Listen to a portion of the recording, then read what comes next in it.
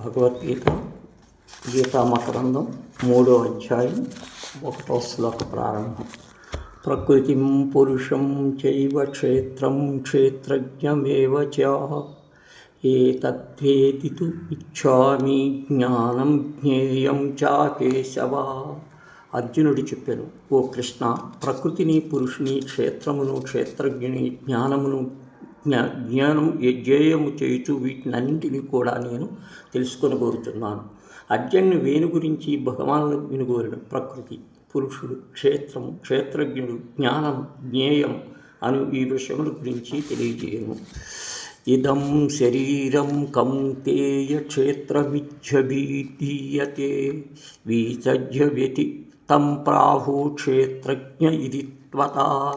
భగవానుడు చెప్పాను, కుంతీపుత్రుడు అగు ఓ అర్జున, శరీరమే క్షేత్రముకు పడుతుంది. దానిని తెలుసుకుని వాడు క్షేత్రజ్ఞుడని క్షేత్రజ్ఞుల నెరిగిన వారు చెప్పుదు. క్షేత్రమనగా ఏమి? శరీరమే క్షేత్రము. క్షేత్రజ్ఞుడు ఎవరు? శరీరము ఉపాధిని తెలుసుకునేవాడు క్షేత్రజ్ఞుడు.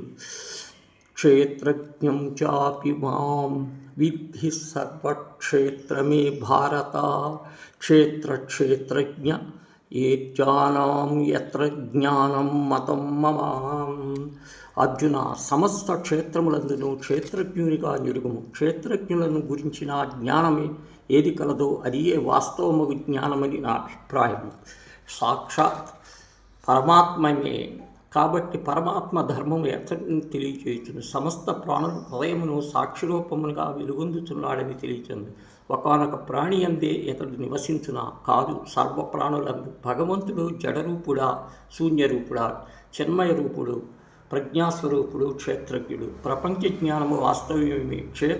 క్షేత్రజ్ఞులు విభజించి తెలుపునట్టి జ్ఞానమే అనగా దృశ్య వివేకం. అదియే వాస్తవము నా నిశ్చయము. తత్ర యచ్చ యాదృక్త యద్వికి యాతచ్చ యత్ చయో యత్ర తప్పుతో తత్సమాసేవ రుణం.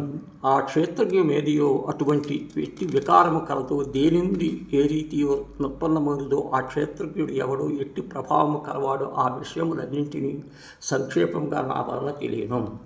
ఋషిద్భగీతం ఛందో విద్విదే హృద్గ బ్రహ్మసూత్ర పరైచ్ఛైవ హేతుర్వే నిఖ్యతై.